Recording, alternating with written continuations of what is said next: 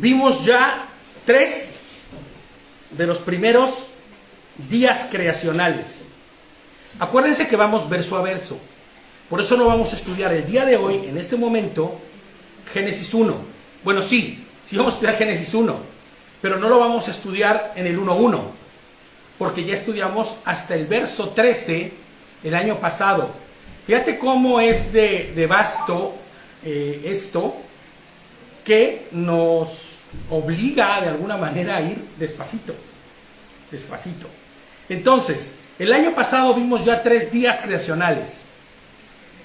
Y debemos recordar, les pongo yo aquí, que estos días creacionales no son días literales, aunque muchos aseguren que sí o no. Debemos interpretarlos como un tiempo definido por Adonai en su voluntad.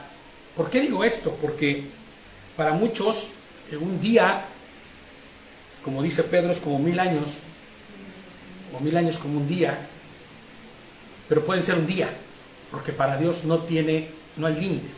Para Dios no hay algo que le limite a generar y crear todo el mundo en 7 días, literales.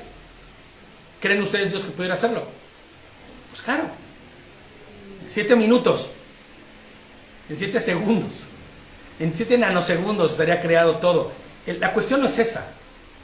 La cuestión es que nosotros debemos buscar la interpretación de cada uno de estos temas. Yo hace años enseñé también este estudio de Bereshit, y yo les decía hace algunos años que cuando nosotros observamos Bereshit, tenemos que observar la creación del Señor bajo las normas y las leyes del propio Señor. El Señor no se brinca las trancas. El Señor no brinca sus propias leyes. Tan es así. ¿Cuál es la muestra más clara de que el Señor guarda su propia Torah y guarda sus propios procesos y procedimientos conforme a lo que Él mismo estipula? ¿Cuál es la muestra más clara de ello? ¿Quién me lo puede decir? Descansó el séptimo día. Descansó el séptimo día. Mira, por ejemplo, perfecto, es muy buen ejemplo. Descansó el séptimo día, como lo dice su palabra. ¿Qué otra expresión de Dios podemos ver en la que se sujeta a sí mismo a su Torah?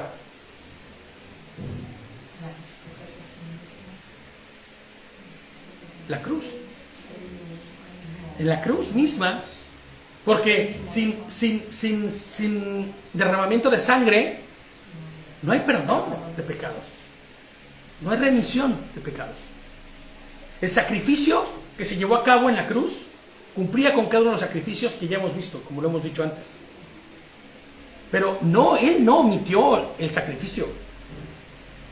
Él puede haber hecho, listo, solucionado. Pero no es así.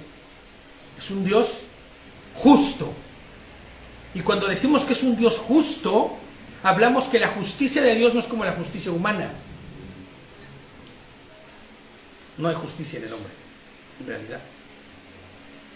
La justicia de Dios cumple con cada uno de los estatutos, con cada uno de los preceptos y con cada uno de los mandamientos que Él mismo da. ¿No? Entonces, que vamos a empezar a ver es el cuarto Yom. ¿Se acuerdan lo que significa la palabra Yom en hebreo? Festejamos Yom Teruah, Yom HaKippurim. ¿Cómo? Día. Y decíamos que, como hace rato les mencionaba, este día no es un día natural. En el idioma hebreo, Yom es día como un espacio de tiempo, de tarde a tarde, de caída del sol a caída del sol. Pero también se puede ocupar como este espacio de tiempo en el que el Señor dispone de él con el tiempo que sea necesario. Salmo 19, 1:4, como introducción, vamos a leerlo.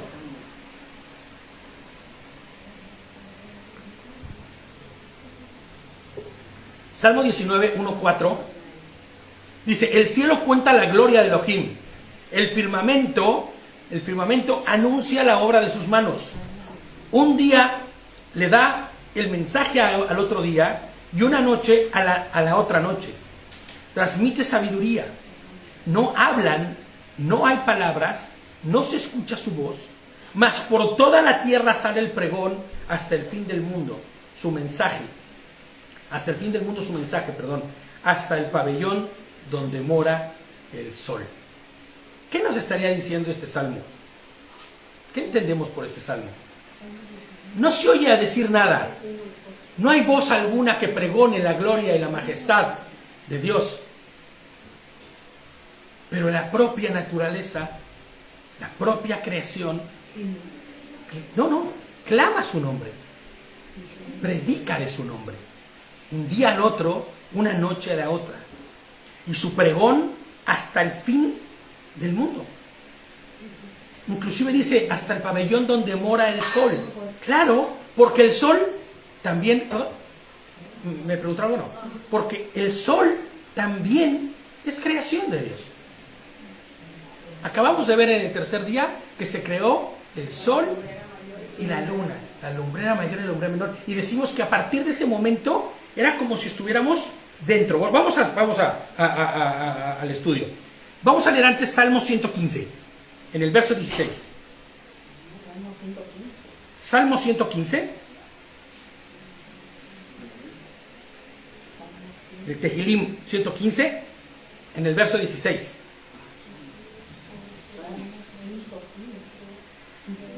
Es una frase cortita, pero que involucra muchísimo. El cielo pertenece a Hashem, dice, pero la tierra se lo dio a los hombres, a los seres humanos, en la humanidad. En mi versión dice a los seres humanos. Exactamente. Y esto tiene que ponernos en perspectiva, ¿no? En la perspectiva real de Él está arriba y nosotros somos su creación y estamos abajo. Para este momento todavía ni siquiera existimos, ¿vale? En el momento que, en los días creacionales, a este momento todavía no existimos. El 14 de Bereshit 1, de Génesis 1. Vamos a ir a Génesis 1, Bereshit 1. Bereshit, ajá. En el Reshit, ¿no? Capítulo 1, verso 14. Es muy interesante. Tenemos que poner mucha atención cuando estudiamos Bereshit, porque de nada de lo que dice aquí podemos asegurar nada, ¿me entiendes? O sea, es que tenemos que entender que el lenguaje que se ocupa, y nosotros tenemos, o sea, es figurativo, sí, pero también tenemos que ir entendiendo e ir desmenuzando y pidiendo al Ruach HaKodesh que sea quien nos dé la interpretación adecuada para esto, para poder ir comprendiendo, porque nosotros no podemos aislar la creación de lo natural. O sea, nosotros no podemos hablar de la creación como algo que sucedió ahí sin tomar en cuenta que esto fue lo que fue creado. ¿Me entiendes a lo que me refiero?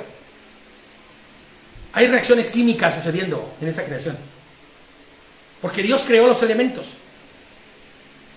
Todos los elementos químicos Dios los creó. El berilio, el magnesio, el potasio, ¿cómo se llama? El mercurio.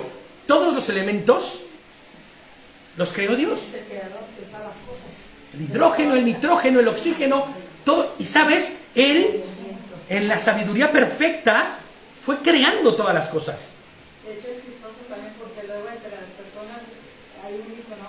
Es que hay química entre ciertas personas. Sí, fíjate, ¿no? Se repelen. Claro, ¿no? Hasta ese hecho de decir la química misma, la biología, todo lo que hay dentro, porque dentro de nuestro cuerpo hay química, lo que dice Pili es cierto, hay química pura, ¿no?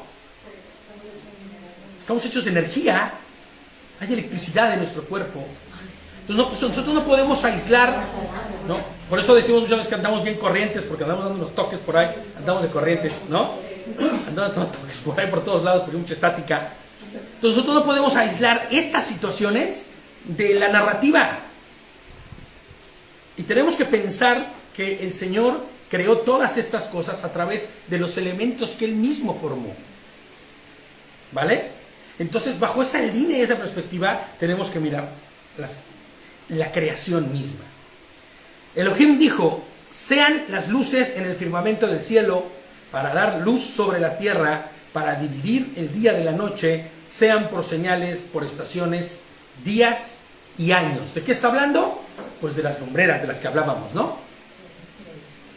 En este cuarto día, yo les pongo que en este tiempo, en la cronología de la creación, en este cuarto día, es que Adonai crea las lumbreras en el firmamento, el sol y la luna, que hoy conocemos, y las estrellas, claro, que hoy conocemos, y es a partir de este momento, en el relato de la creación, que ya podríamos interpretar como que estamos dentro de esto que se denomina cielos y tierra, ¿me entiendes? Ya tendríamos que posicionarnos y situarnos, ya no desde fuera, porque cuando nosotros vamos, no sé, yo soy de mucha imaginación, yo siempre estoy imaginando cosas y pienso que soy como ese espectador, ¿no? Me acuerdo, me gustaba mucho de joven, estudiar mucho de ciencia y todo eso. Ahora lo he dejado un poco, porque ya la ciencia es algo que es un poco ambigua. Pero me acuerdo que yo veía un programa de Carl Sagan, que se llamaba Cosmos, ¿no? Era un programa buenísimo. Hoy veo las cosas que decía el pobre Carl Sagan y muchas de ellas nada que ver, ¿no? Pero recuerdo que iba él supuestamente en una nave que era como una estrellita, que iba viajando y él veía así todo el universo. Y no sabía, como que yo me quedé con esa idea. Y cuando pienso en la creación y cuando pienso en todo esto, pienso en eso, ¿no? Pienso en estar como en un punto donde puedo estar mirando todo lo que el Señor está haciendo. ¿Alguien ha leído las Crónicas de Narnia? Pero leído, no visto la película. Leído. No, es que el libro 1 de las Crónicas de Narnia es la creación de Narnia. Y narra la creación de Narnia. Entonces, es como esa parte en donde narra exactamente como en una forma figurativa, de cuento, el Bereshit, ¿no?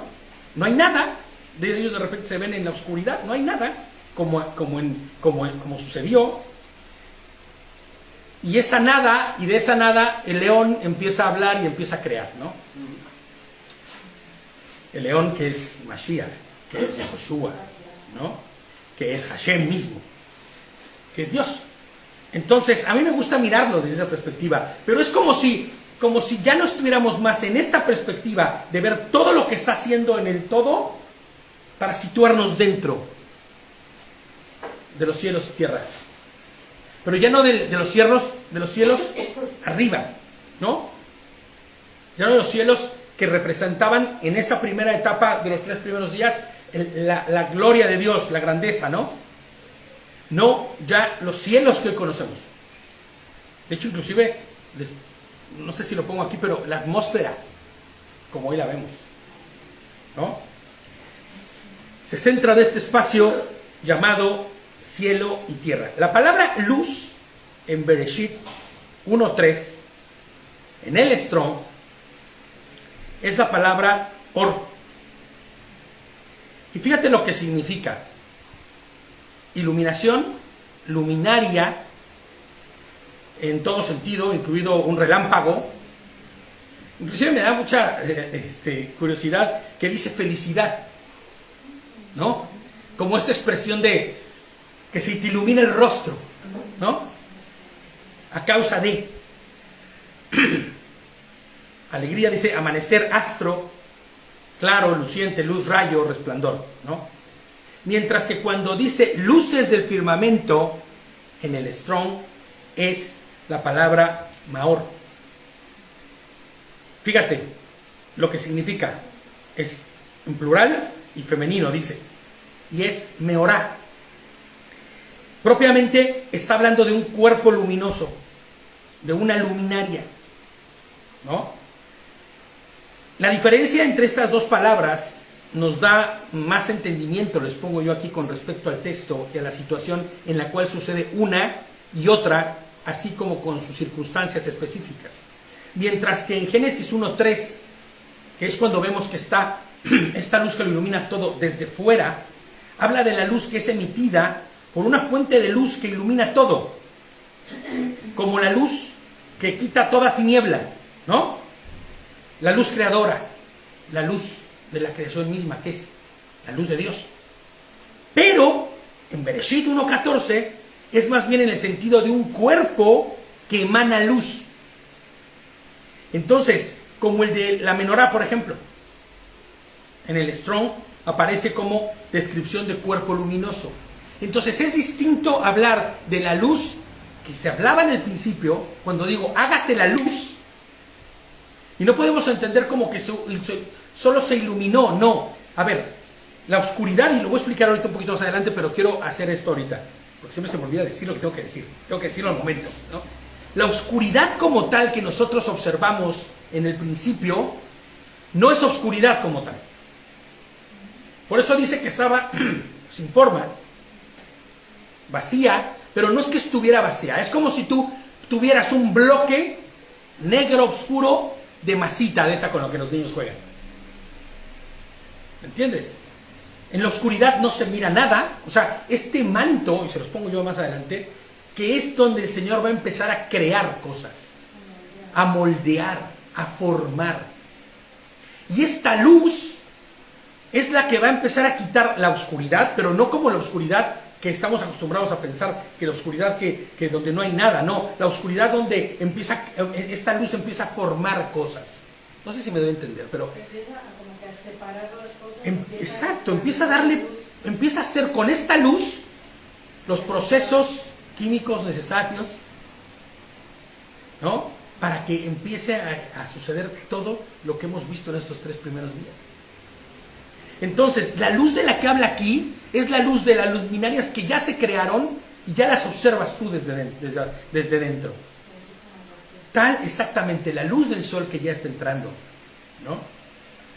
Entonces les pongo, es más bien el sentido de un cuerpo que emana luz como el del sol o la luna, que refleja la luz del sol, ¿no? Y es un cuerpo luminoso, dice. En la parte B del verso vemos la diferencia clara de lo antes expuesto, y de hecho nos da la pauta para saber que a partir de ese momento, la cronología de la creación, la tierra ya está formada, con las características, ¿no?, necesarias para tener la luz del sol que le esté alumbrando, o la luz de la luna, poder observar las estrellas. Literal, Elohim está creando también la forma en que el hombre medirá el tiempo. ¿Sí están de acuerdo? Porque antes de que hubiera un sol y una luna, los días, ¿cómo se medían? ¿Cómo eran los días? Es que dice que el primer día fue, el segundo día fue. Por eso hablamos de que el día, la palabra Yom, no puede ser solamente un día como tal, porque antes de que hubiera luminarias, sol y luna para las estaciones, las fechas, las citas divinas, todo esto, no había forma de poder pensar en día y noche. Por eso es el tiempo especificado por Dios. A partir de este momento, ¿no?, sí podríamos empezar a pensar que ya hay días literales dentro de la tierra. Pero no significa que los días, así como tal, vayan a ser de 24 horas, porque en 24 horas Dios creó a todos los animales de la tierra. Ya hay días sucediendo, ya hay fechas literales que se pueden pensar, ya hay días de 24 horas, ya hay tarde, de tarde a tarde, ¿no? Les pongo yo aquí la frase sobre la tierra del verso 14, nos da esa perspectiva de lo que hablamos antes, de estar dentro de la tierra y poder ver con claridad al mirar al cielo, al firmamento, y ver las dos luces, las dos luminarias, el sol y la luna. Y dice el 15, es muy complicado enseñar esto, y es muy complicado tener un entendimiento como bien esclarecido, pero de común acuerdo, ¿no? Porque tú puedes decir, a ver, no, espérame, a ver. Y por eso siempre que enseño este tipo de cosas, como cuando enseñamos el Día del Señor, por ejemplo, siempre les digo, esta es la óptica y la visión que el Señor me ha permitido a mí observar y tener. No es la que tendría que ser final, porque igual y me equivoco, igual hay cosas donde no esté tal como tal. Pero nosotros explicamos verso a verso la Escritura. O sea, si nosotros explicamos y pasamos por Bereshit como una parashá así nada más de, lo creó, sí, bueno, ya lo creó, qué bien, lo creó. No, nosotros yendo verso a verso tenemos que explicar verso a verso lo que sucedió ahí. ¿Qué pasó ahí? Y a mí me apasiona muchísimo, me gusta muchísimo, la verdad, me emociona y me gusta, pero entendiendo siempre que lo estamos interpretando de la mejor forma posible, ¿vale? Porque puede ser que aquí alguno de ustedes ya haya estudiado esto previamente, o a la distancia, alguno de los Javerim que esté allá, diga, oye, es que no, espera, yo tengo otra visión distinta. Yo sí creo que son días literales, que fue así pum, pum, pum, pum, y que los procesos químicos a mí no me interesan. A mí me interesa que lo que pasó fue bueno, bien. Es un conjunto al final. Y esto, ¿sabes? Es como cuando miramos una misma escena desde varios ángulos. Lo mismo sucede con el libro de Revelaciones, con Apocalipsis. Hay que mirarlo desde distintos ángulos y poder llegar a un entendimiento. Espero y mi deseo es que esto pueda enriquecer, ¿no? el acervo espiritual de quien haya estudiado esto. Entonces, el 15 del capítulo 1 de Bereshit dice: sean para luces en el firmamento del cielo, para dar luz a la tierra, y así es como fue. Es imprescindible, les pongo yo aquí. Y voy a leerme, porque siempre me leo. Yo escribo porque si no ya les digo que siempre me termino diciendo todo lo que tenía que decir y más, pero me tardo muchísimo. Y si así de por sí terminamos siempre muy tarde, me voy a leer a mí mismo. Es imprescindible destacar que Elohim mismo expresa el propósito para el cual fueron hechos, aun cuando pudiese parecer obvio o evidente. ¿Qué dice que para qué fueron hechos? Servirían como señales para determinar tiempos establecidos, citas y fechas, para determinar días y noches, ¿no? Posteriormente dice para alumbrar la tierra, ok. Pero no debemos olvidar la terrible fascinación del hombre por la idolatría. No podemos olvidarlo, y si lo olvidamos estaremos cometiendo el peor error del planeta, porque basta con observar a todas las culturas prehispánicas en América, todas las culturas de ¿cómo se llama? Del pasado. ¿Cuáles son sus dioses? El sol, la tierra, La luna, la Pachamama dice, ¿no? la tierra, La tierra, el sol, las estrellas, un cielo, la lluvia, ¿no? La lluvia, inclusive el dios de la lluvia, todos los elementos. O sea, no podemos olvidar que el hombre busca siempre adorar lo que ve.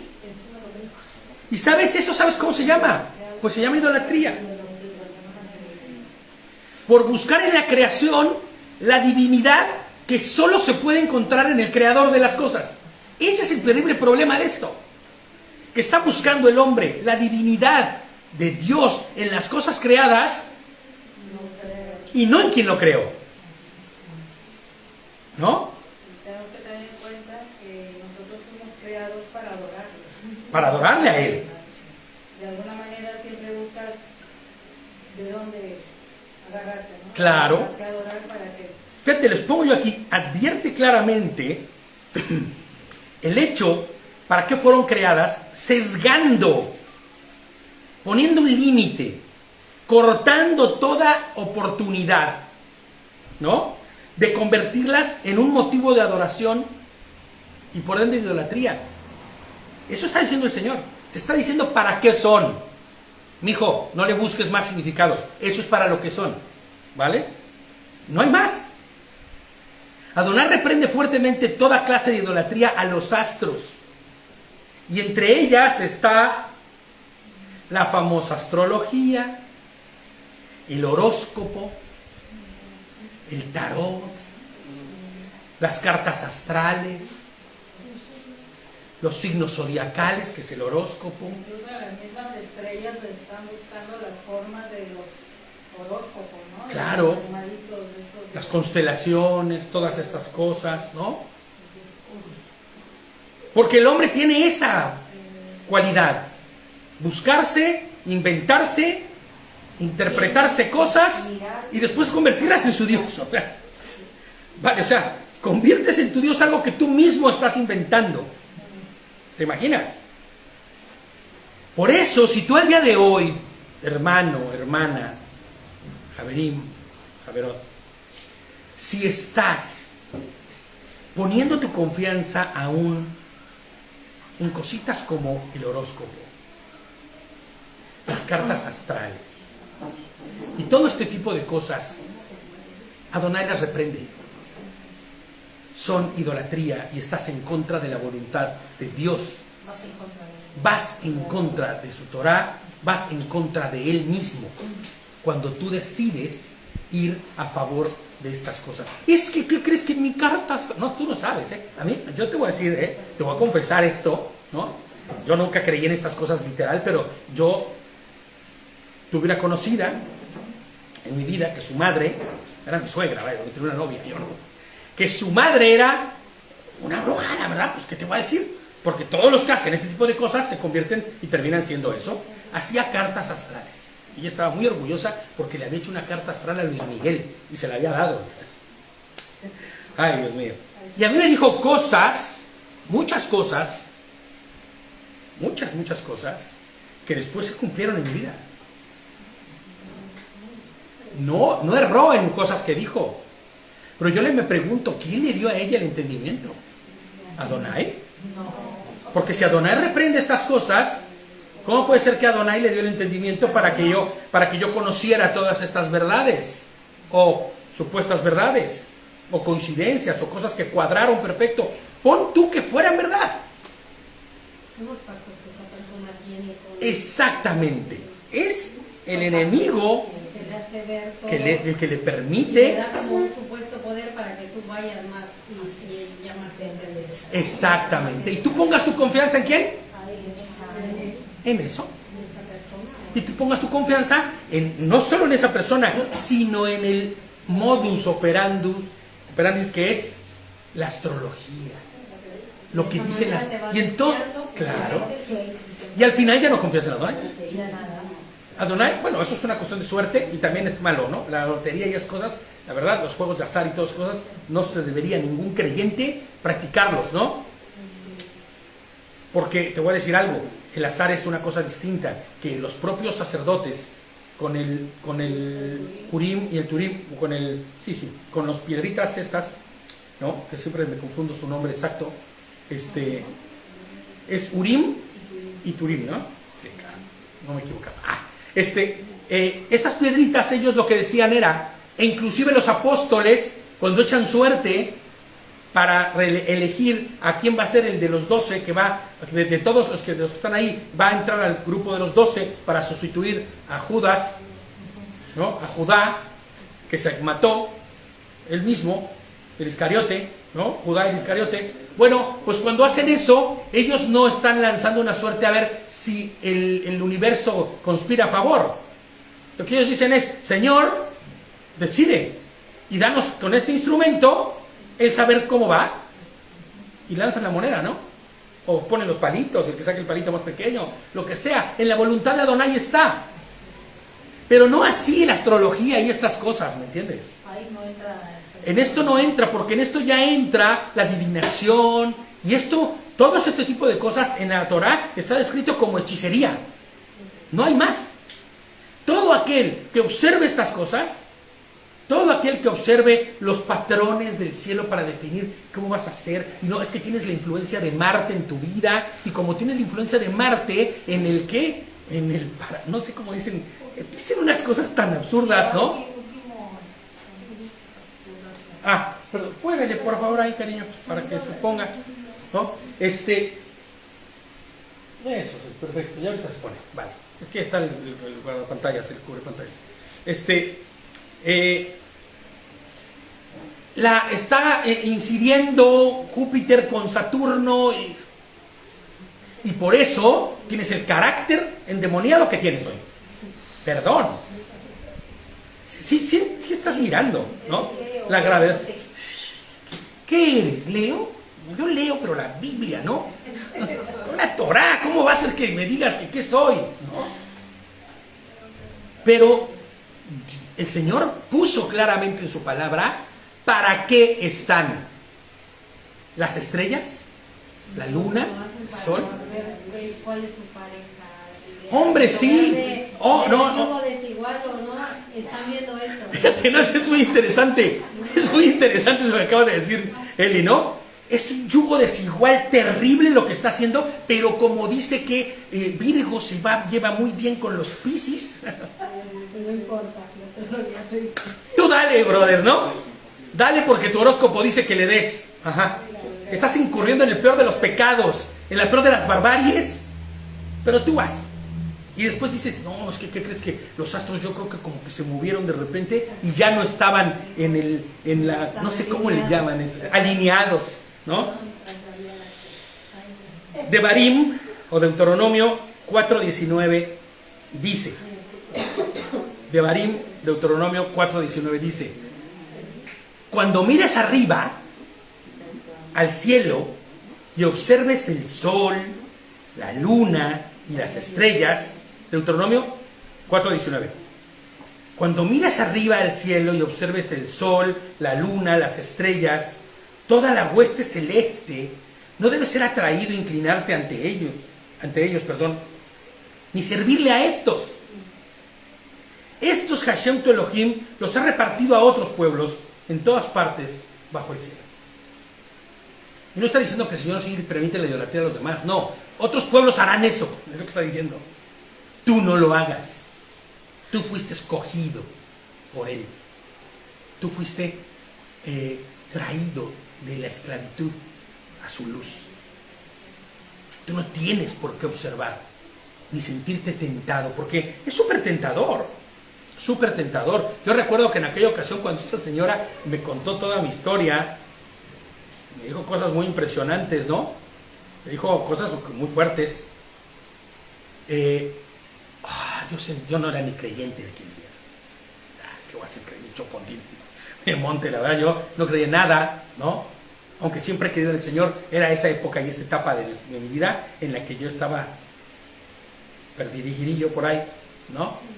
Y entonces fue fascinación para mí. Aparte, yo estaba en un tiempo de buscando respuestas por un montón de situaciones que me sucedían, ¿no? En mi vida, espiritualmente hablando, situaciones muy, muy fuertes.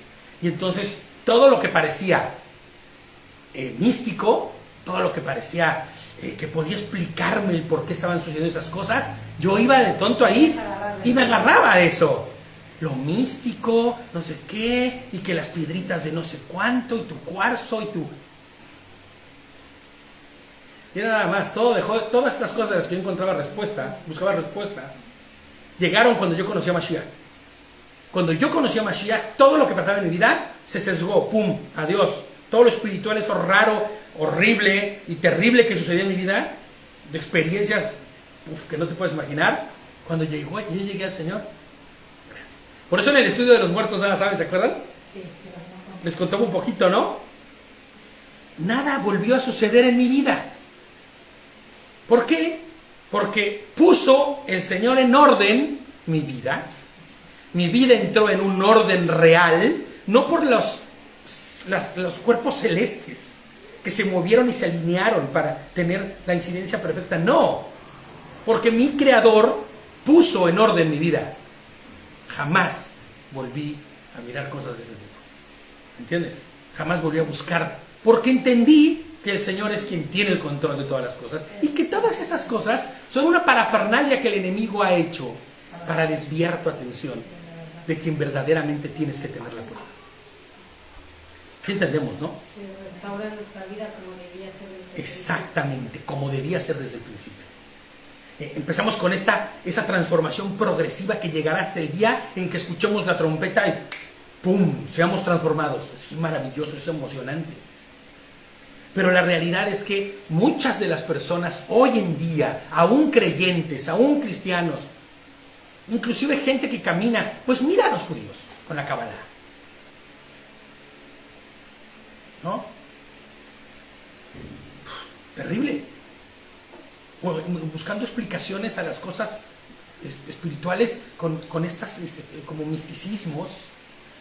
Están buscando una respuesta, entonces ya no hay confianza en el Creador. Claro, porque ese es el objetivo real. Esa es la confianza y decir que se haga tu voluntad. Claro. Buscando el punto, O sea, de que se haga todo correcto como si fuera. ahora fíjate, correcto. yo recibí algunos comentarios en muchas ocasiones de gente que se aferraba a esto y decía, pero si esos astros los creó el Señor, ¿por qué no creer estas cosas que pueden suceder si también son creación del Señor? Porque ya te dijo para qué los creó. En su palabra lo dice bien claro. Ya te dijo para qué los creó. No hay más. No le busques más. Y en Devarim ya leímos, no busques fascinarte por ellos, porque están ahí para eso. Para que sepas cuándo es Shabbat. Para que sepas cuándo empieza la fiesta de las ¿cómo se llama? De las enramadas. La fiesta de las semanas. Para que sepas cuándo vas a cosechar, cuándo vas a sembrar, cuándo vas... ¿Me entiendes? Pero al hombre le encantan las cosas extrañas, ¿no? El 16 dice, Elohim hizo las dos grandes lumbreras, la lumbrera mayor para regir el día y la lumbrera menor para regir la noche y las estrellas. Elohim las estableció en el firmamento del cielo para alumbrar sobre la tierra, para regir el día y la noche y para separar la luz de la oscuridad. Elohim vio que esto era bueno. Claro que era bueno. Era bueno en el propósito en el que lo hizo. No en el propósito en el que el hombre busca que sea. La osa mayor, ¿no? Claro que tiene un propósito ahí. Y ¿sabes? Si tú conoces un poco de cómo navegar y cómo moverte, con la osa mayor tienes todo hecho. Está ahí para que te puedas guiar. ¿Adoras la osa mayor? Pues no vas a adorarla. Te va a servir como una señal que te guía. Un punto de referencia. Qué distinto es que decir que las estrellas y los planetas son entes con poderes que te traen. Yo diría más bien que a quien estás tú buscando que se alineen y que tengan la conjunción, esa es la conjunción, la palabra, la conjunción perfecta, son la sarta de demonios que están ahí, que se están invocando y que se están llevando a cabo y que tú estás trazando ahí como plan para que sucedan esas cosas. ¿No? Estás buscando también que sucedan cosas que tú quieres, no son las que tienen que suceder. Exacto. Muy acertado también. Si estás como con el Señor te dice una cosa, y tú estás intentando cambiarlo. Claro, no, la voluntad de Dios no importa. Vamos a ver cómo hacemos que esto cambie, ¿no? Por eso, de verdad que la tradición y el esoterismo judío, por ejemplo, la Kabbalah misma, habla de eso, ¿no? Habla del hecho de que se pueda, de poder cambiar los sentidos de las cosas, ¿no? Conforme a que si yo encuentro la numerología exacta y el significado en los números que se conjugan y hacen una frase, y entonces y entonces yo invoco tal cosa y sucede porque sucede. Es más, cuando tú lees sobre Kabbalah y todo eso, que no lo hagan, no vale la pena, no lo hagan, la verdad. Elías usó Kabbalah para hacer que dejara de llover. Elías usó Kabbalah, brujería, literal, brujería. Perdón, si alguien se ofende, pero es brujería, pura y dura. El golem, el famoso golem que era un muñeco de arcilla que cuando ponían unas letras específicas cobraba vida, y entonces ya después cuando se hacía muy grande y ya no podías controlarlo, pues le borrabas una letra y se deshacía. O sea, puras leyendas extrañas, ¿me entiendes? Pero que quieren justificar o querer hacer entender que lo que Dios está haciendo, el hombre puede controlarlo. O que tiene alguna incidencia hacia ello. Y perdóname, pero no tienes nada. En la voluntad de Dios se hace. Por eso decíamos el otro día que el pastor, este amigo mío dominicano, ¿no? Que quiero mucho, de verdad, Luis Méndez, dice, tú no estás aquí para forjar tu vida, ¿no? No estás aquí para hacer que las cosas pasen en tu vida. Estás aquí para descubrir lo que Dios tiene para tu vida. Qué distinto, ¿no? Pero no, el hombre piensa de manera distinta. Entonces, y esa tarde, bueno, él vio que esto era bueno, ¿no? Verlo de manera correcta y conforme a lo que el Señor había dicho, es bueno, siempre es bueno. Todo lo que hace el Señor es bueno.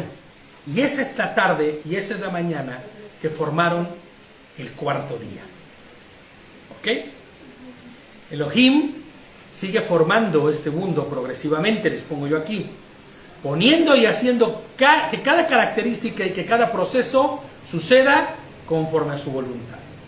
Algo que vale la pena resaltar, les pongo yo aquí, es que Adonai hace hincapié más de una vez en el hecho de separar la luz de la oscuridad. Ya no pensemos en la oscuridad primera, ¿se acuerdan? Sino en la oscuridad que viene ya posteriormente cuando no está la luz. Y aquí ya tenemos que empezar a pensar en la oscuridad como la parte que habla de la ausencia de la luz. ¿Y quién es la luz? Y es necesario que pongamos atención en ello, les pongo yo aquí, porque Él es omnisciente, es omnipresente, Él conoce presente, pasado, futuro, ¿vale? Adonai dividirá la luz de las tinieblas, pues Él, que es la luz, vendría y redimiría a este mundo de la oscuridad brutal en la que el mismo hombre se sumergió. Aquí estamos hablando de varios niveles ya de entendimiento. Estamos hablando de esta oscuridad primera, que era ese manto, lo voy a decir ahorita también, en el que se formó todo. Estamos hablando de la oscuridad, que es la ausencia de la luz, que se ve. Pero también entonces tenemos que empezar a pensar en la oscuridad, que es la ausencia de Él. No como algo que Él haya propuesto, sino como algo que el propio hombre elige. Fíjate nada más, Juan 8:12. Juan 8:12 dice, Yohanan, el apóstol, dice en el Evangelio de Yohanan 8:12, Yehoshua les habló otra vez a los fariseos y les dijo, yo soy la luz del mundo, el que me sigue nunca andará en tinieblas, sino que tendrá la luz de la vida. ¿En qué nivel de conocimiento, de entendimiento está hablando el Señor aquí? ¿Será que si tenemos a Yehoshua no habrá nunca más noche? No, Señor, habla de su luz, de su que Él va a ser nuestra guía. Que Él es quien es la luz que ilumina nuestro entendimiento, nuestra vida, su Ruach HaKodesh exactamente, su santidad, dando luz y claridad a nuestro entendimiento, a nuestra vida. ¿No? Leíamos... Que vamos a saber a dónde ir porque podemos ver. Exactamente. No tropezaremos nunca más. Exactamente. Ya no andaremos en tinieblas. Y esta parte es algo que nosotros debemos entender. Por eso dice el Señor en Apocalipsis, ¿se acuerdan? Cuando dice que cuando seamos transformados, ¿no? Ya no habrá más luz ni de noche ni de... Ya no habrá día y noche, dice, ¿no? Pues a lo que se está refiriendo es este nivel de entendimiento. El de que ya no era la oscuridad del mal. Ya será siempre de día, dice, ¿no?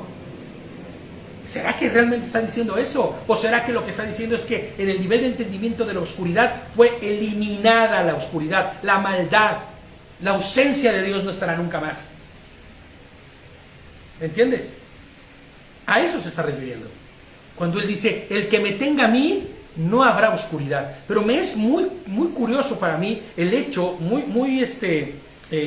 notable el hecho de que el Señor diga de continuo que separaría o que separa la luz de las tinieblas. En Juan, pero en el capítulo 1, en el verso 5, dice algo que nos da mucho más entendimiento. Capítulo 5. Sí. Es Juan 1.5.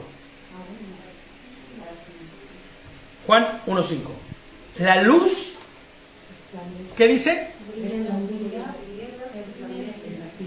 En las tinieblas. En mi versión dice, la luz resplandece en medio de las tinieblas. Exactamente. En mi versión dice, y las tinieblas no la han vencido. O sea, no prevalecerán. ¿No? Que antes nosotros, sin conocer a Yehoshua, estábamos en la oscuridad. Hoy día estamos en Yehoshua, estamos en la luz, estamos caminando por la luz. Exactamente. Que el mal jamás podrá vencer el bien, Señor. Exactamente, jamás nada podrá vencer a nuestro Señor, porque Él es la luz. Él es la luz creadora. Ahí en Mateo, hermano, en Mateo 5, 14, 16 también dice, no, algo más contundente, no solamente de él, sino también de los que creen, ¿no? En él, el pueblo, digamos, dice, vosotros sois la luz del mundo. Claro, pero fíjate nada más, y este proceso es el siguiente paso. Dice, yo soy la luz y el que esté en mí no habrá oscuridad, pero el que me reciba a mí, yo vendré y moraré en él, habitaré en él. Y entonces cuando la luz habita en ti, ¿qué sucede en ese momento? Te vuelves luz. Y por eso el Señor les dice, ustedes serán o son luz para alumbrar las tinieblas del mundo entero. Porque el llevar la luz significará entonces llevar ¿a quién? Claro, mostrar a Yehoshua en la vida de todo el mundo, ¿no? Ahí es cuando nosotros nos convertimos, gracias brother por el versículo, en luz. Porque eso significará ¿qué? Que nosotros estamos en Él, caminando en Él, y como bien decía Eli, ya no tropezaremos más, no erraremos. Si andamos conforme a su voluntad, en el entendimiento, con el Ruach HaMashiach, con la mente de Cristo, ¿no? Con la santidad de Él en nosotros, habrá luz. Y los procesos que para nosotros eran complicadísimos de llevar a cabo, porque estaba incluido mi orgullo en medio, ¿no? Por ejemplo, mi altivez, mi soberbia, o mi autocompasión, o todos estos procesos que no te permitían responder de manera adecuada frente a la persona que tenías adelante, nunca más. Porque lo que voy a hacer es responder como mi Señor dice.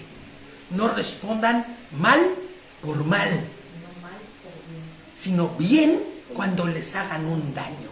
Y el Señor dice, hermano, ¿no? Que de nada sirve, como dice, ¿no? Esconder un poco, digamos, de luz, ¿no? Debajo de una almohada, ¿no? Claro, porque fíjate nada más, cuando nosotros ya tenemos la luz del Señor y seguimos actuando conforme a nuestra carne, conforme a nuestros propósitos, no los de Dios, sino mis propósitos, que en realidad va a ser vivir bajo tu orgullo, bajo tus formas, estarías escondiendo la lámpara bajo la cama.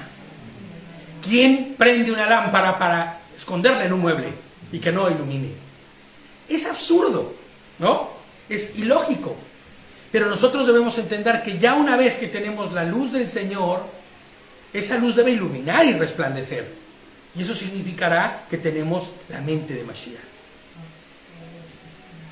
En Bereshit 1 dice, la tierra estaba sin forma y vacía, la oscuridad cubría la superficie del abismo y el aliento de Elohim se movía sobre la superficie del agua. La palabra Shamaim significa cielos, ¿no?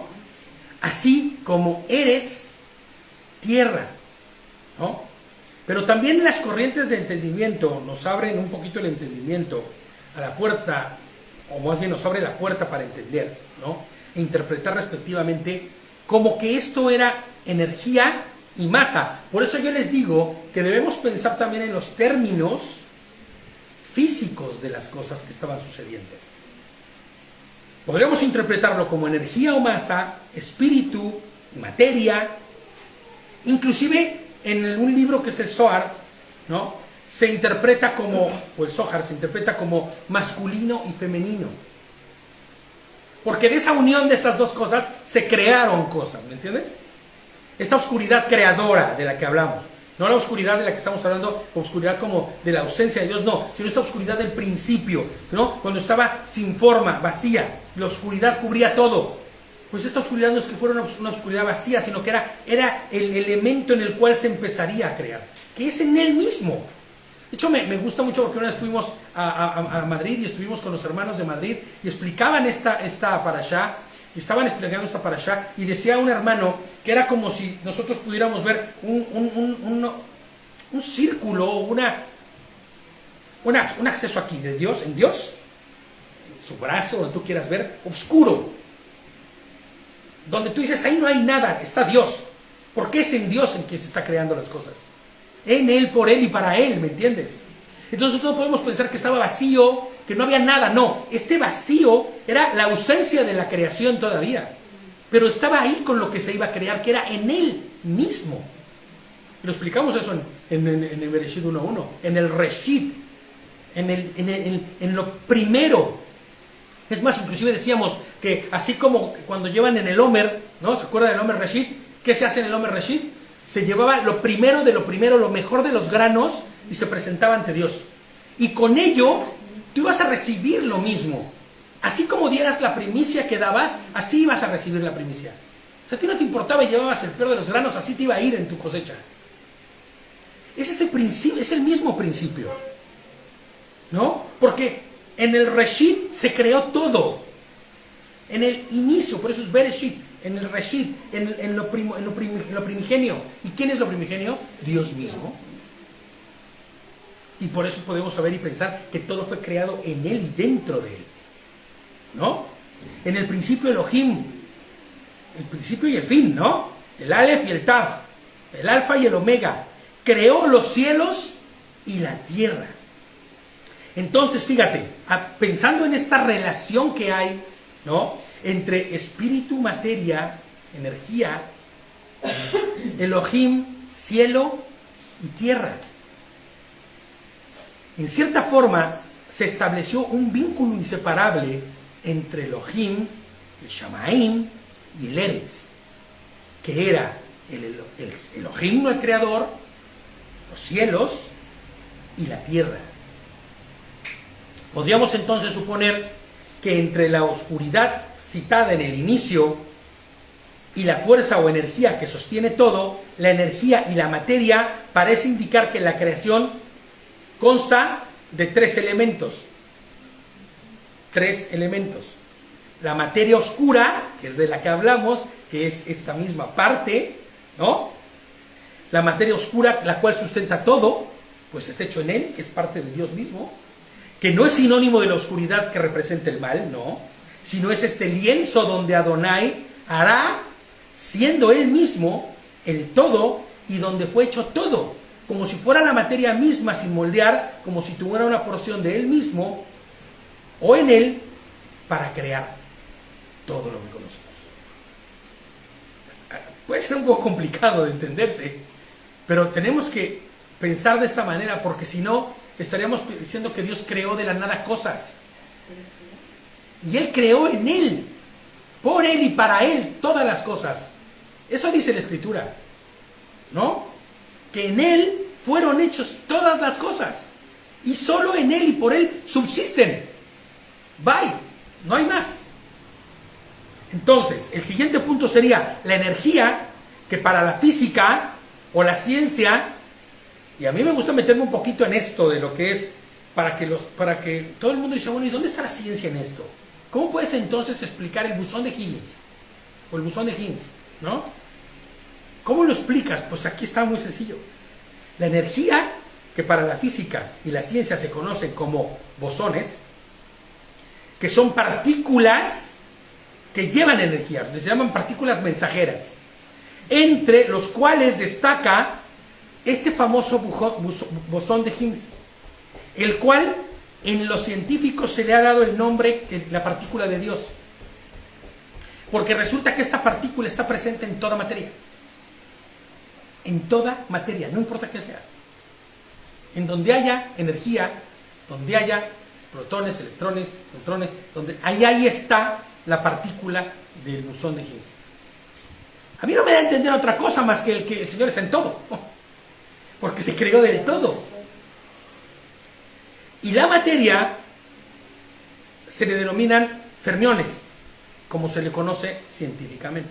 Bueno, bajo esta perspectiva, en Bereshit 1 y 2, tendríamos que ver así. Elohim, no sería un sujeto en la frase, sino más bien un objeto dentro de la propia ecuación de lo que estamos hablando. A ver, para que entiendan, no quiero empezar a meter aquí con cosas raras. Elohim no está fuera de la ecuación. Cuando leemos que Él creó, ¿no? Elohim, ¿no? Creó no podemos mirarlo como el creador que está fuera, como un sujeto que está ahí, sino como parte, como un objeto más dentro, no como un objeto más, no, sino como el objeto donde se está formando todo. En él, dentro de él, por él y para él. Como un integrante. No es como un integrante, sino en el que está integrado todo.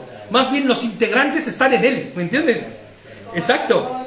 Y tiene sus ramificaciones y él es el que... O sea, sí, como en un árbol, por ejemplo, las ramas, pues las ramas se pueden cortar, pero el tronco es el que da el todo, ¿me entiendes?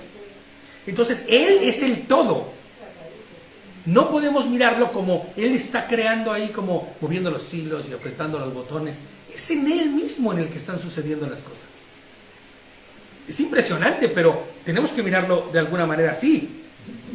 Elohim, el aliento, les pongo yo aquí, el Ruach, las intenciones del Creador, el Shamaim, es el fuego, de donde proviene la luz que ilumina todo, y el Eretz, la tierra donde fluye el agua, ¿no? Donde fluye esa sanidad, donde fluye el poder mismo de Dios. Estas intenciones, esta creación. Juan menciona esta misma perspectiva en Primera de Juan, en la carta de Juan, en la primera carta de Juan, el capítulo 5, y él habla de 3 testigos. 3 testigos. Y estos 3 testigos, que después la Iglesia Católica convirtió en otra cosa, es el Ruach, el agua y la sangre, ¿no? Interpretando un poco esto de lo que estamos hablando. Estamos hablando de que la creación, ¿no?, testifica de Dios misma porque está en Él. Todo se creó en Él. Y lo único que está haciendo el Señor cuando en este proceso que tiene de redención de la creación, es poniendo en orden lo que fue convertido en tamé, incompatible con él. ¿Entiendes? Y por eso ese proceso llevará todo este andar hasta el día en que cielo nuevo y tierra nueva, y entonces vivamos eternamente junto con él. Amén. Entonces viene el 5.º día. El 5.º Yom, me gusta decir Yom, porque no nos sujetemos a las 24 horas de un día. Yo recalco esta parte siempre. Es un tiempo conforme a la voluntad de Adonai. Este 5.º Yom es el Bereshit de los peces y las aves, el origen, el principio de las aves y de los peces. En Bereshit 1, 20 al 23 es donde encontramos esto. Elohim dijo que produzcan las aguas enjambres de criaturas vivientes. Igual en sus versiones dice algo distinto. ¿Cómo dice? En Génesis 1, igual donde estábamos, seguimos el siguiente versículo, 20. Ajá. Se colmen, ¿no? Dice. En algunas versiones, ¿no? ¿Cómo dice? En la tuya, hermano, ¿cómo dice en tu versión? Produzca las aguas enjambres, dice la mía, de criaturas vivientes y de aves que vuelan sobre la tierra a través del firmamento del cielo. Génesis 1:20, Bereshit 1:20. Elohim creó el 21 dice, Elohim creó los grandes monstruos marinos. Y esta es una parte que, ay Dios mío, hay que entenderlo y vamos a buscar de alguna forma sacar conclusiones, ¿no? Y toda criatura viviente de toda especie que se mueve, que las aguas produjeron en enjambres, y todas las aves aladas de toda especie, y Elohim vio que esto era bueno.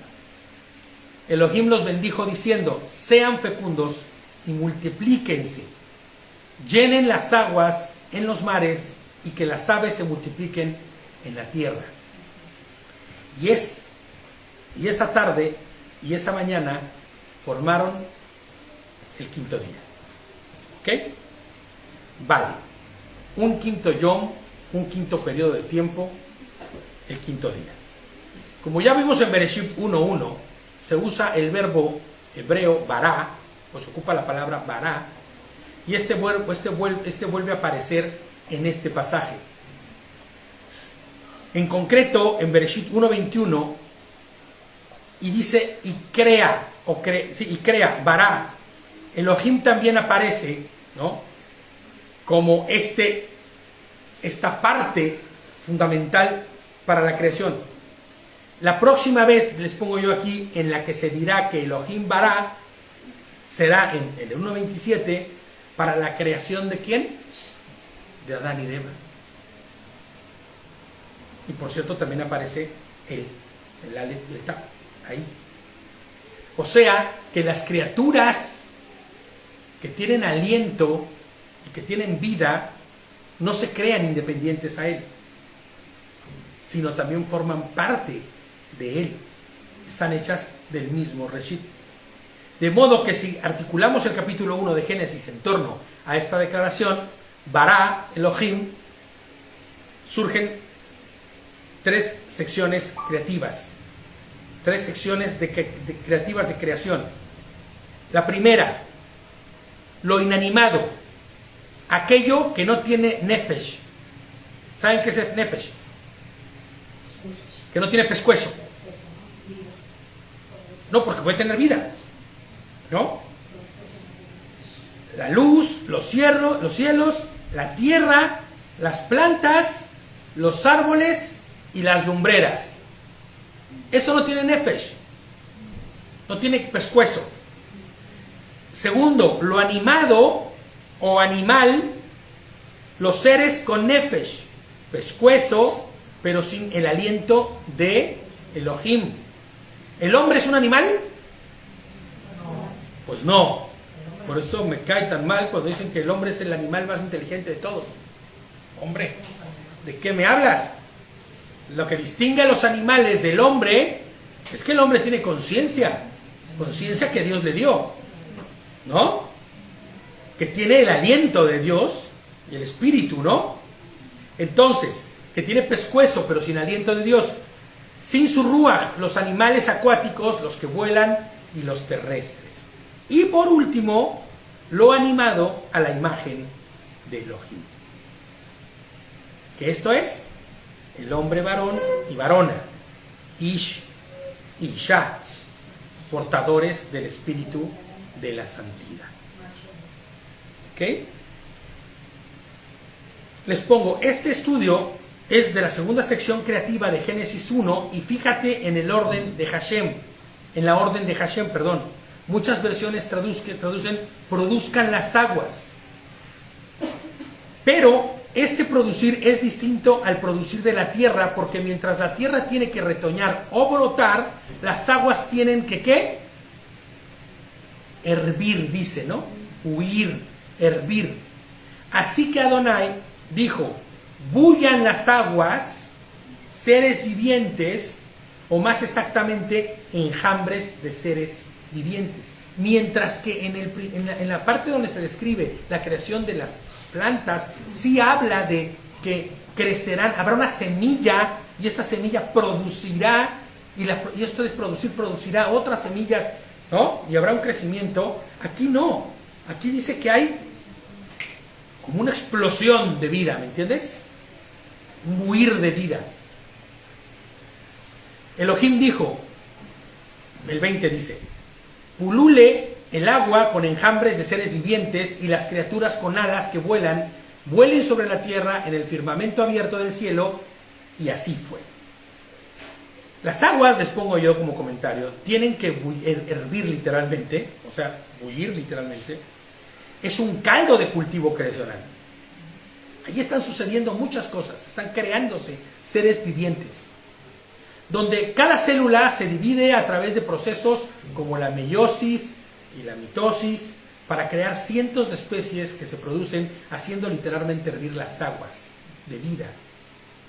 Ahora, la ciencia dice otro tipo de cosas. Fíjate, les leo. El agua es vida, es el caldo sobre la vida, el palpitante sistema circulatorio del mundo, que las aguas se colmen, ¿no? Les dice. esta frase significa que no solo creó una pareja de cada especie, por el contrario, las palabras que las aguas se colmen parece más bien que indican que se crearon los animales no solo en una rica variedad de géneros y especies, sino también en una gran cantidad de ellos. Ahora, la ciencia moderna, ¿qué dice de esto? ¿Dónde está la evolución? ¿No? Porque en la evolución dice que milagrosamente y de la nada se formaron dos moléculas, ¿no? Y estas dos moléculas se juntaron y empezaron a generar, ¿no?, vida. Pero es verdaderamente casi imposible, y hay un estudio que les voy a pasar por ahí para que lo vean, de cómo habla que los procesos, por ejemplo, dentro de una célula, para poder crear otra célula, dentro de esta célula debían existir al mismo tiempo, haber sido creada al mismo tiempo dos elementos que sintetizan las proteínas para poder hacerlo, y al mismo tiempo pasarlo a otro elemento que forma la cadena del ácido desoxirribonucleico, ¿no? Que es donde van las características y la información, donde está la vida. Deberían haberse creado al mismo tiempo estos dos elementos, al mismo tiempo, escúchame, al mismo tiempo, con las instrucciones precisas y perfectas. No podía haberse creado primero este y luego este, porque este no habría tenido sentido, ni tampoco este, y no se hubiera formado vida. Tendrían que haber estado presentes en el mismo momento, con las instrucciones exactas y adecuadas para que hubiera vida. ¿Dónde hay evolución en ello? La evolución dice que fue creando y fue transformándose hasta lo que hoy somos. De hecho, en algún estudio que di, decía yo que si hubiera un mundo donde ¿cómo se llama? El silicio, o el silicón mismo, o el silicio, de lo que están hechos los componentes de electrónica, estuviera presente en ese planeta, ¿no? Pues, digamos, y el silicio con el tiempo se hubiera formado un circuito integrado, con el tiempo se hubiera formado una resistencia, ¿no? ¿Se hubiera formado un diodo? Pues no se hubiera formado. Así, de la misma forma, el hidrógeno y el nitrógeno y el oxígeno y todos los elementos puestos ahí no se formaron con maravillosos, ¿cómo se llama?, accidentes de la naturaleza. No. Ahora sí también se seguirían creando ahora, pasarían y se... Exactamente. Fíjate, naturalistas, les pongo yo, científicos, han descubierto no menos de 30,000 microorganismos en una sola gota de agua. Una prueba de la increíble creación de Adonai. Literal. Y nos da luz clara de que cada especie fue creada desde un inicio, habiendo solo adaptaciones de estas a su entorno, ¿no? Como en algunas partes del mundo, muchos son velludos, otros son lampiños. Algunos son muy altos, otros son más pequeños, más bajos. ¿Por qué? Porque la adaptación de la misma especie se llevó a cabo con eso. La adaptación de las ardillitas, que se les hizo esto como unas alitas, ¿no?, que se lanzan así desde el aire, a otras ardillas que no, es la misma especie, es la misma ardilla, solo con variaciones de adaptaciones que hubo. Es muy distinto hablar de adaptaciones que de evolución. Muy, muy distinto. Sería un cambio total. Claro. En la adaptación es el mismo ser que se está adaptando al entorno, y en la evolución no. En la evolución hay un cambio literal. Entonces, fíjate, les pongo yo, echando por tierra toda teoría improbable y fantástica de la evolución de las especies darwiniana, literalmente, donde se debe hacer un verdadero ejercicio de fe. Es que, no sé si tú has estudiado la teoría de la evolución de Darwin. Si la lees a fondo, él al final en su libro, que él escribió, él dice que todo esto no se toma en cuenta como algo de verdad, porque él mismo se da cuenta que no tiene patas ni cabeza. Lee el libro, yo ya lo leí alguna vez. Todo lo que habla de la evolución, de las especies que evolucionan, Claro, ahí donde dicen que el hombre proviene de los monos, ni patas ni cabeza. Tenemos más similitud, escúchame bien, ¿eh? Tenemos más similitud genética con una banana que con un mono. Es real, no estoy mintiendo, ¿eh? De verdad. Entonces, habría que hacer un verdadero acto de fe para poder creer lo que Darwin decía. Mucho mayor que el que tienes que tener para creer que el Señor creó las cosas, que hubo un creador. ¿No? Ahora lo que usted está hablando ahí en el libro de Colosenses, ¿Sí? en el capítulo 1, versículo 16, dice, porque en él, dice, ¿no? Porque en él fueron creadas todas las cosas, dice.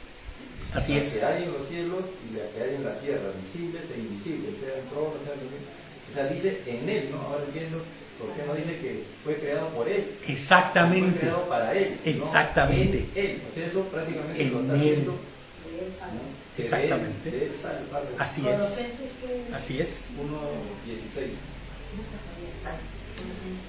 Y entonces tenemos que llegar a, pues, teorías sin sustento, ¿no? Alguno, más que de la probabilidad de unas... Fíjate, decía Carl Sagan, me acuerdo, que la creación de todo el universo habían sido afortunados errores y accidentes de la naturaleza. Afortunados errores. Hoy hay vida en la Tierra y esta magnífica, ¿cómo se llama? Cantidad de especies, esta magnífica, ¿cómo se dice cuando son muchas?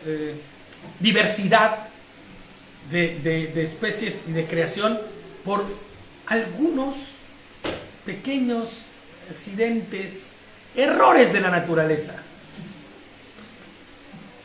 Verdaderamente hay que tener más fe para creer eso. En que tenemos pequeñas similitudes entre especies, pero porque provenimos del mismo creador. Claro. O sea, es que el Señor nos creó con propósitos específicos. Claro.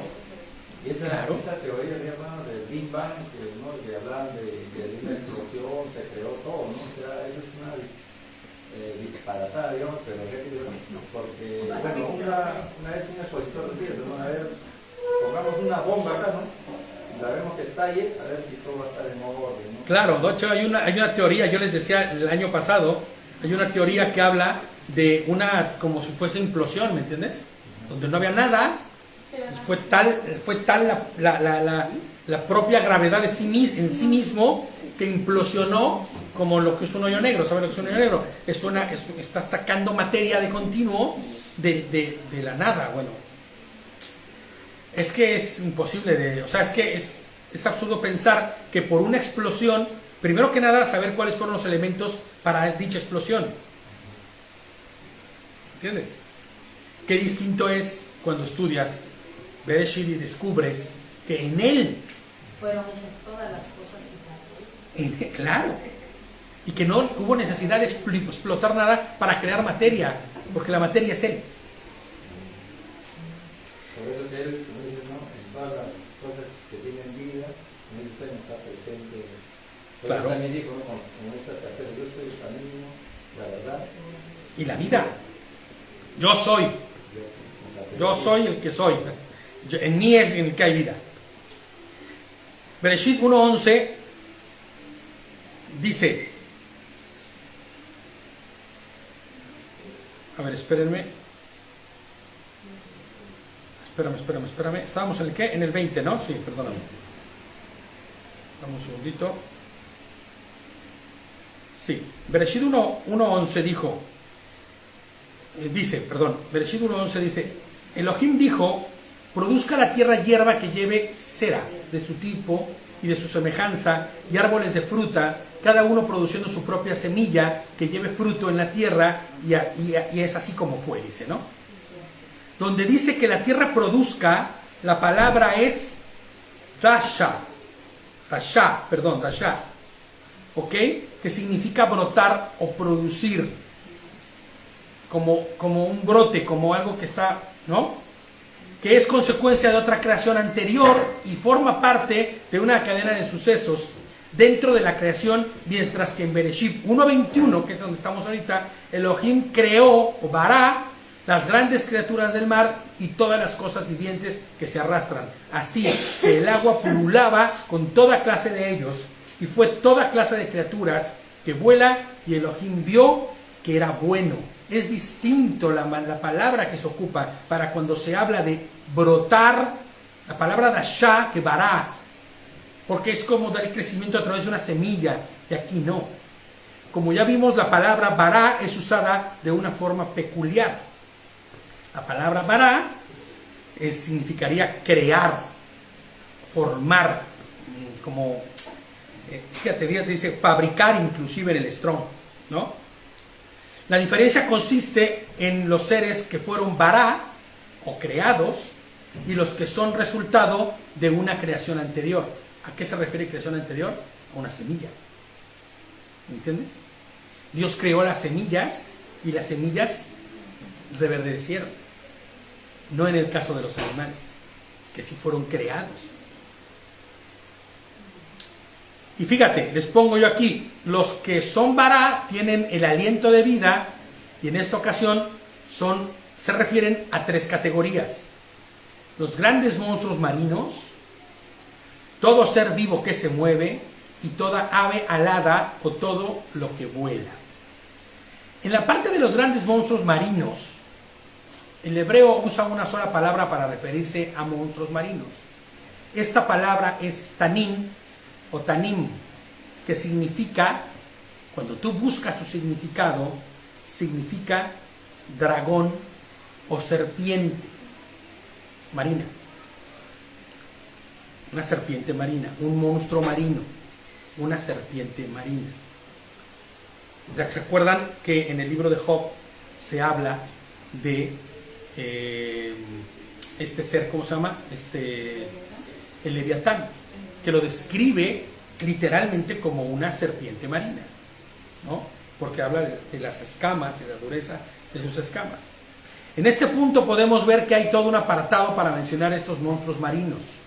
Tanim, que aparecen al mismo tiempo que aparecen las aves y los peces. Este bien podría ser un tiempo, y si lo quisiéramos ver, quisiéramos interpretarlo, un tiempo prehistórico. Un tiempo en donde la tierra está como se mencionaba en la prehistoria, ¿no?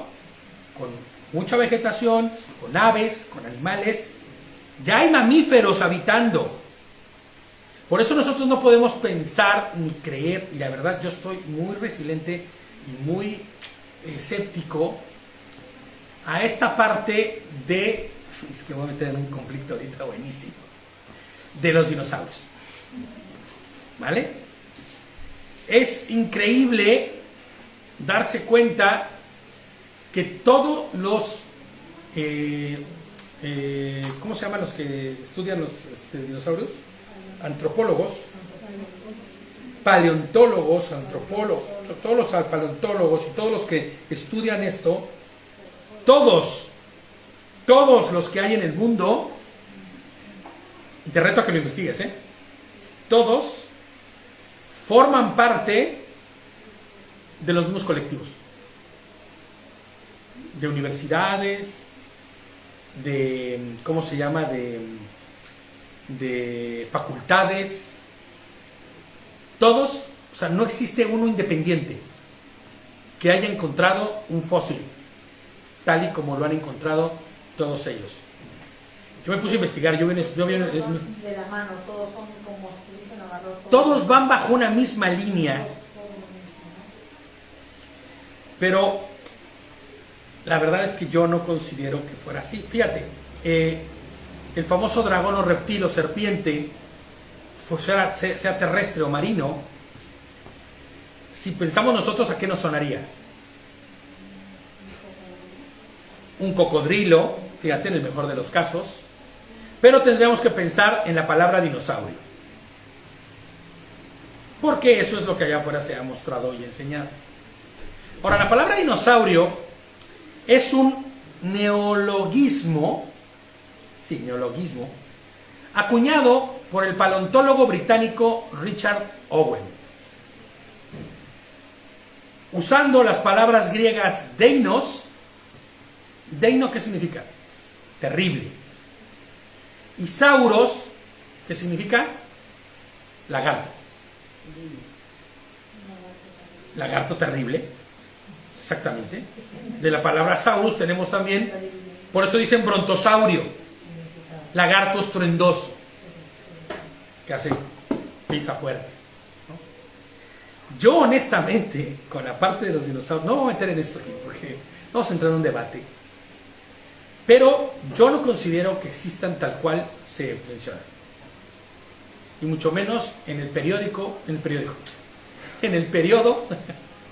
se me fue lo del periódico, en el periodo en el que se sitúan estos mismos. Fíjate, leyendo ahí en la internet y todo eso, encontré además que se cree que los chinos fueron los primeros en escribir sobre los dinosaurios o los grandes, estos terribles, como decía, lagartos terribles. Dice, aunque ellos no sabían con certidumbre lo que estaban realmente describiendo, hacia el siglo III después de Cristo, el escritor chino Chang Hu menciona que huesos de dragón fueron encontrados en Wucheng, una zona en China, una región central de China. Y hoy los paleontólogos piensan que se trataba de dinosaurios, pues ese sitio es muy productivo en los fósiles de estos animales. A ver, la palabra habla de animales grandísimos, terribles, monstruos marinos, ¿vale? Yo me quedo con esa parte. Yo me quedo con la parte de que si existe algún fósil, se refiere a estos monstruos marinos de los que habla la palabra, ¿no? Así que Adonai, les pongo yo, hizo los grandes dragones o las grandes serpientes o los grandes dinosaurios, ¿no? Los monstruos terribles. Porque todas estas serpientes, todas estas ideas de dragones, ¿de dónde salieron? Los chinos, los dragones son chinos. ¿Pero qué son? La interpretación de lo mismo, de los grandes monstruos marinos, ¿no? Los chinos fueron más allá, hasta vuelan, los dragones chinos, ¿no? La mitología china está en chino, ¿no? Y entonces los dragones, la mitología también de medieval, ¿no? Que habla de dragones que echaban fuego por la boca, con alitas pequeñitas y enormes que volaban, ¿no? Todo ser vivo se mueve, más exactamente sería todo ser vivo se serpentea. A este respecto no debemos pensar solamente en los peces, sino en todas las criaturas acuáticas. Hacen así, ¿no? Y toda ave alada, en este caso sería todo lo que vuela. Esa terminología sería más bien inclusiva de las aves aladas, pues dentro de las criaturas que vuelan también están incluidos todos los insectos y todo aquello que él hizo según su género y su especie. Y en ese momento vio Elohim que era ¿qué? Bueno y hermoso. Elohim creó las grandes criaturas del mar y toda cosa viviente, dice el 21, que se arrastra. Así que el agua pululaba con toda clase de ellos y fue toda clase de criatura que vuela. Y Elohim vio que era bueno, luego añade que los bendijo. Esto es algo muy interesante, porque fíjate, dice, entonces Elohim los bendijo diciendo, sean fructíferos, multiplíquense y llenen el agua de los mares y multiplíquense en la tierra. Entonces Dios los bendijo, sean fructíferos y multiplíquense. Esa es la primera vez que se menciona el verbo bendecir en la escritura. Bendecir es desear el bien a alguien, ¿no? Injertar en él. La naturaleza de la bendición pronunciada sobre la creación animal que hace Elohim, es decir, crecer y multiplíquense, tenía referencia a su propagación y aumento. Siendo la multiplicación de los peces y las aves, estas por mandato de Dios, todas sujetas a la voluntad perfecta de Elohim.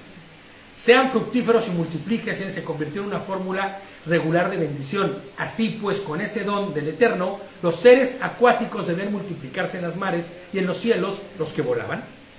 Y con esta bendición fue el quinto periodo, el quinto día.